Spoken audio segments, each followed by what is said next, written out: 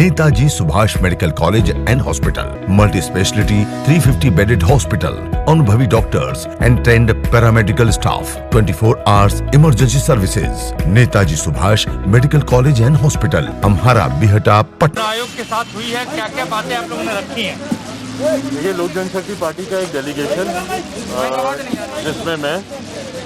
मेरे साथ लोक जनशक्ति पार्टी के राष्ट्रीय प्रधान महासचिव जनाब अब्दुल खालिक साहब, मेरे साथ लोक जनशक्ति पार्टी के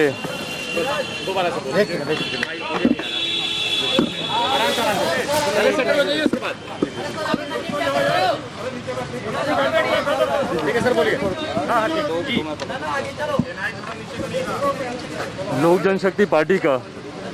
5 सदस्यों का एक डेलीगेशन आज चुनाव आयोग से हम लोगों ने मुलाकात की, जिसमें मैं, मेरे साथ लोक जनशक्ति पार्टी के राष्ट्रीय प्रधान महासचिव जनाब अब्दुल खालिक साहब, हमारे साथ लोक जनशक्ति पार्टी के राष्ट्रीय हमारे प्रवक्ता, हमारे लीगल एडवाइज़र आदरणीय AK वाजपेयी साहब, हमारे साथ बिहार प्रदेश के हमारे प्रदेश अध्यक्ष राजू तिवारी जी, और साथ ही में अल्पसंख्यक प्रकोष्ठ के हमारे राष्ट्रीय अध्यक्ष जनाब आसिम खान साहब। तो ये 5 सदस्यीय डेलीगेशन ने आज कमीशन के सामने अपनी बातों को हम लोगों ने रखा है। उनकी जानकारी में जो बातें ऑलरेडी थीं उसको हम लोगों ने पुनः उनके संज्ञान में दिया है कि 2019 में लोक जनशक्ति पार्टी ने नए राष्ट्रीय अध्यक्ष का चुनाव किया था और पार्टी के राष्ट्रीय कार्यकारिणी द्वारा मुझे ये जिम्मेदारी सौंपी गई थी। तो 2019 में मुझे लोक जनशक्ति पार्टी का राष्ट्रीय अध्यक्ष चुना गया था और लोक जनशक्ति पार्टी के संविधान के अनुसार 5 साल के लिए लोक जनशक्ति पार्टी का राष्ट्रीय अध्यक्ष, हर 5 साल के बाद राष्ट्रीय अध्यक्ष का चुनाव होता है। मुझसे पूर्व लोक जनशक्ति पार्टी के संस्थापक आदरणीय रामविलास पासवान जी पार्टी के राष्ट्रीय अध्यक्ष थे और उनका कार्यकाल 2020 तक था, पर उन्होंने स्वास्थ्य कारणों से और जिस तरीके से केंद्र में वो एक बड़ी जिम्मेदारी निभा रहे थे उसका हवाला देते हुए उन्होंने मध्य में इस्तीफ़ा दिया और उसके बाद एक नए राष्ट्रीय अध्यक्ष का चुनाव हुआ और ये जिम्मेदारी बाकायदा पार्टी के राष्ट्रीय कार्यकारिणी द्वारा मुझे दी गई। आज यही बातें हम लोग कमीशन के समक्ष उनके संज्ञान में हम लोग देने आए कि कुछ लोग हैं ऐसे जिन्हें पार्टी से निलंबित किया गया है, जिसमें पार्टी के 5 सांसद हैं, 2 हमारे प्रदेश अध्यक्ष हैं, 1 हमारे राष्ट्रीय महासचिव हैं और 1 हमारे प्रकोष्ठ के राष्ट्रीय प्रकोष्ठ के मजदूर प्रकोष्ठ के हमारे एक राष्ट्रीय अध्यक्ष हैं। तो ये संख्या लगभग 10 के आसपास की ये संख्या होती है। ये 10 लोग ऐसे हैं जिन्हें पार्टी से पहले ही निलंबित कर दिया जा चुका है। ये लोग एक अलग अपना गुट बनाकर कहीं ना कहीं पार्टी पर और पार्टी के नाम और पार्टी के सिंबल पर दावा करने का ये लोग प्रयास कर रहे हैं, जो दावा अभी तक इन लोगों ने, जो मेरी जानकारी है, संभवतः कोई पेश किया नहीं है। बट हाँ, क्योंकि वो अपने आप को लोक जनशक्ति पार्टी का अध्यक्ष पशुपति कुमार पारस जी कहते हैं,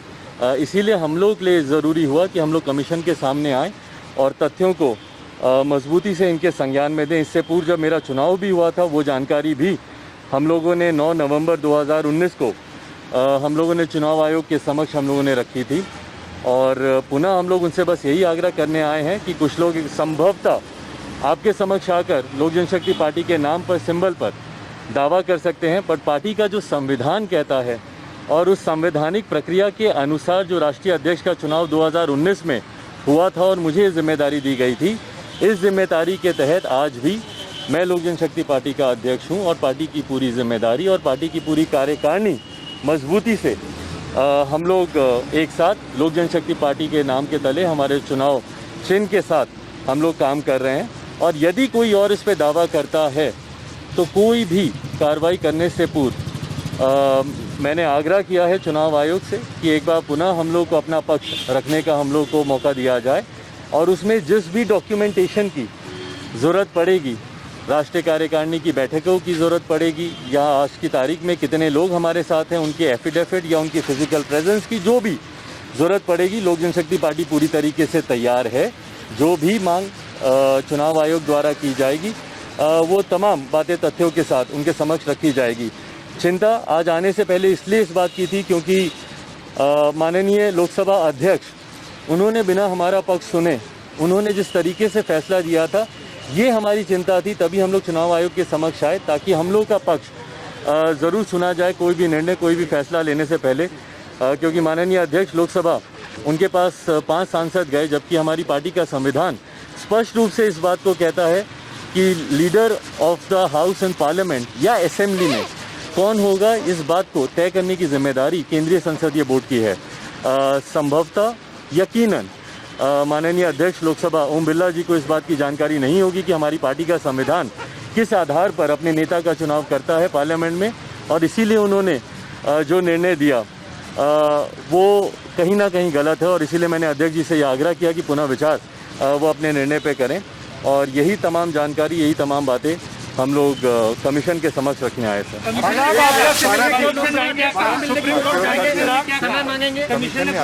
बिल्कुल, कमीशन ने 100% हम लोग को अश्योर किया, उन्होंने पूरी तरीके से उन्होंने अश्योर किया। देखिए, कहीं ना कहीं बातें बहुत ही प्रत्यक्ष रूप से स्पष्ट भी हैं, न सिर्फ कमीशन के सामने बल्कि आप सबके सामने। जिस दिन मेरा चुनाव हुआ था उसकी क्या प्रक्रिया रही, कैसे निलंबन हुआ, निलंबन भी मैंने राष्ट्रीय कार्यकारिणी की वर्चुअल बैठक बुलाकर उसी में इन लोगों का निलंबन किया। तो तमाम बातें प्रत्यक्ष रूप से सामने हैं, और यकीनन कमीशन भी इन बातों को जानता है, इसीलिए उनकी तरफ से पूरी तरीके से 100% ये आश्वासन मिला है कि यदि ऐसा कोई दावा पेश किसी और के द्वारा किया जाता है तो हम लोग को पूरा मौका दिया जाएगा अपनी बातों को तथ्यों के साथ। अभी थोड़ी देर पहले पारस जी के लोग आए थे, उन्होंने कहा कार्यकारिणी की कल बैठक हुई, 75% लोग वहाँ मौजूद थे, और उन्होंने कार्यकारिणी के 75% लोगों ने पारस जी को अध्यक्ष चुना है। नाम बता दें किन किन कौन कौन लोग थे कार्यकारिणी के, या एक तस्वीर साझा कर देते। कोई भी बैठक ऐसी होती है जिसमें राष्ट्रीय अध्यक्ष का चुनाव होता है, इतनी बड़ी बैठक, तो उसकी एक तस्वीर तो सामने आनी चाहिए कि भाई उसमें कौन कौन लोग थे। पार्टी के सब पुराने ही लोग हैं, सब एक दूसरे को जानते हैं। आप लोगों की भी कई बार हमारी कार्यकारिणी के सदस्यों से मुलाकात हुई होगी, कई प्रदेश अध्यक्षों से हुई होगी, तो सब एक दूसरे को चेहरे से जानते हैं। तो कोई एक तस्वीर तो साझा करते कि बैठक में कौन लोग थे, कितने लोग थे। एक बंद कमरे में इस तरीके से बैठक को बुलाना और बाहर आकर सिर्फ दावा पेश कर देना, मैं उनसे आग्रह करूंगा कि भाई कार्यकारिणी में कौन कौन सदस्य थे उनके नाम को साझा करें, बताएं। चिराग की लोकसभा स्पीकर ने मेरे इंटरव्यू में कहा है कि चिराग जब भी चाहे आके हमसे मुलाकात। नहीं, बिल्कुल मैं संभवतः बहुत जल्द, मैंने उनको पत्र भी भेजा है, और अगर जरूरत पड़ेगी तो बहुत जल्द व्यक्तिगत मुलाकात करके भी मैं अपना पक्ष उनके समक्ष रखूंगा।